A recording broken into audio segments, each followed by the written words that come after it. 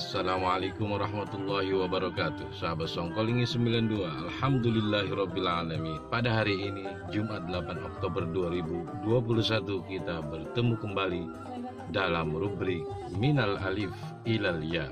Kali ini meneruskan kembali tentang berita acara resepsi pernikahan antara Ananda Putri Febrianti binti Saiful Bahri bin Haji Murtado bin Haji Romli bin Haji Gudang bin Haji Ali dengan seorang lelaki Kaliabang Tengah, Bekasi Utara, Kota Bekasi, Ahmad Kamaluddin.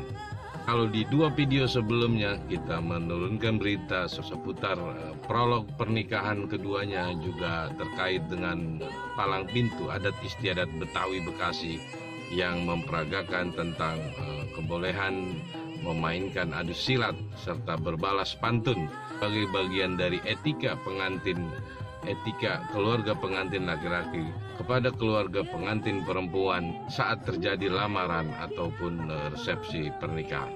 Sahabat Songkolingi 92. Kemudian di hari itu pada 25 September 2021 di depan kediaman rumah mempelai wanita Nanda Putri Febrianti, yaitu ada hiburan berupa musik gambos. Dan bicara musik gambos, maka saya teringat pada tahun 2011 lalu ketika DPRD Kabupaten Bekasi meresmikan, melegalkan, mengesahkan Peraturan Daerah Nomor 12 Tahun 2011 tentang RT RW, Rencana Tata Ruang Wilayah Kabupaten Bekasi, dari tahun 2011 hingga tahun 2031 atau sepanjang 20 tahun. Dalam peraturan daerah tersebut, saya sebagai anggota Pansus juga turut mengusulkan bahwa Ujung Harapan harus dijadikan sebagai kota santri, kota model, kota santri yang berbeda dari desa atau kampung lainnya.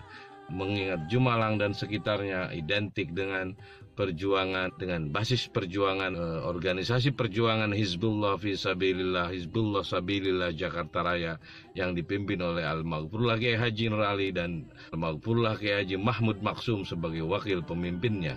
Juga pasukan-pasukan Hizbullah Sabilillah banyak sekali bertebaran di kampung ini, di kampung santri ini.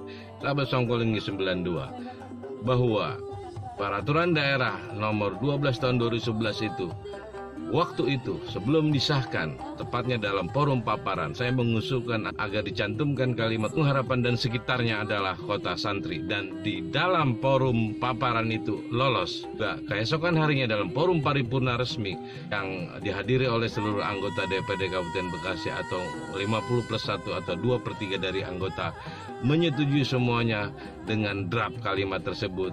Ujung Harapan dan sekitarnya adalah kota santri.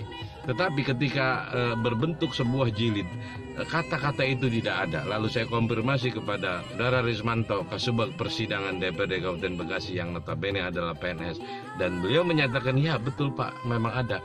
Tapi kok ini tidak ada di draft ini ya? Nah, saya bilang, Anda sebagai saksi bahwa sebetulnya dalam perda itu yang diresmikan oleh DPRD diketok palu adalah memuat kalimat Ujung Harapan dan sekitarnya adalah kota santri. Kalau memang tidak ada juga, tolong di butir-butir penjelasan itu dicantumkan kalimat tersebut. Nanti kapan sudah ada luang waktu, baru saya akan urus tentang kenapa ini kalimat ini tidak termuat dalam perda yang sudah jadi tersebut atau sudah di lembar daerahkan dan ditandatangani oleh Bupati Bekasi. Dan sampai periode kedua saya menjadi DPRD, saya tidak sempat lagi untuk melacak menyusuri kenapa kalimat itu hilang.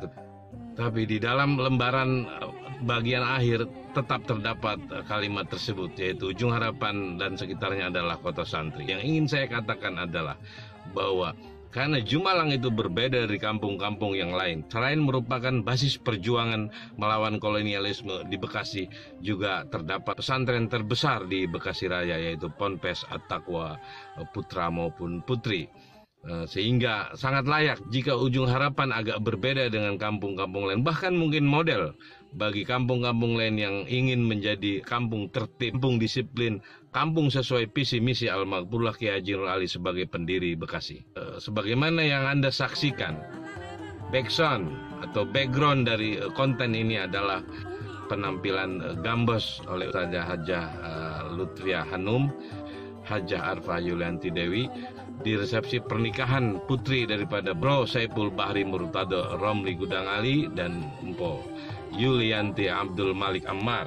Sengaja saya ambil videonya dan saya jadikan backsound ini karena ingin saya katakan bahwa yang paling cocok di Jumalang, kalaupun harus ada hiburan dalam acara resepsi pernikahan maupun khitanan dan sunatan, sesuai yang ada dalam Perda RT RW tersebut, yaitu musik gambus. Saya pikir pada zaman Al-Maqrullah Kiai Haji Ali juga beliau menolelir juga dengan kegiatan hiburan ini. Di samping pada malam pertama diselenggarakan acara maulid di tempat pernikahan tersebut, dan malam kedua atau malam terakhir diadakan hiburan berupa musik gambus. Beliau tidak melarang musik gambus pada waktu itu, dan sudah sepatutnya pada saat ini musik itu juga dipertahankan dalam acara pernikahan khitanan di Ujung Harapan dan sekitarnya. Dan bicara musik ini, walaupun musik ini banyak yang lagu-lagunya juga tidak islami, tentang pacaran, tentang cinta, tetapi dilanggamkan dengan bahasa Arab, itu jauh lebih bisa kita terima daripada lagu-lagu yang lain. Mengingat memang dari zaman dulu musik gambus ini di Ujung Harapan telah membumi, telah menjadi bagian dari kehidupan religi umat Islam. Sekali lagi, walaupun musik gambus itu tidak identik melulu dengan Islam, karena Ummi Kulsum juga banyak menyanyikan lagu-lagu cinta, lagu-lagu yang tidak ada hubungannya dengan Islam. Juga legenda musik Arab juga banyak yang beragama di luar Islam, yaitu agama Kristen, seperti Fairuz dari Lebanon, Majda Rumi dari Lebanon, Najwa Karam dari Lebanon, dan sebagainya. Artinya apa? Kita ingin mengambil satu hal yang baik saja dari musik gambus itu, kita tempatkan, kita taruh di Ujung Harapan dan sekitarnya untuk acara-acara resepsi pernikahan ataupun sunatan, karena memang musik itulah yang sekiranya cocok untuk ada di Ujung Harapan dan sekitarnya daripada musik-musik yang lain. Sadar ataupun tidak, memang itulah yang terbaik menurut pandangan kita selama ini. Mudah-mudahan paparan singkat ini akan membawa manfaat. Salam Bekasi, salam peradaban. Assalamualaikum warahmatullahi wabarakatuh.